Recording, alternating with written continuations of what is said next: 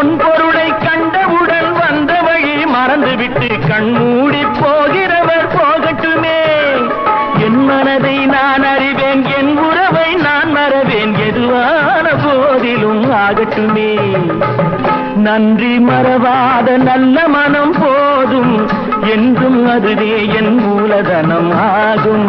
கண்ணை நம்பாதே, உன்னை ஏமாற்றும், உன்னை ஏமாற்றும் நீ காணும் தோற்றம் உண்மை இல்லாதது.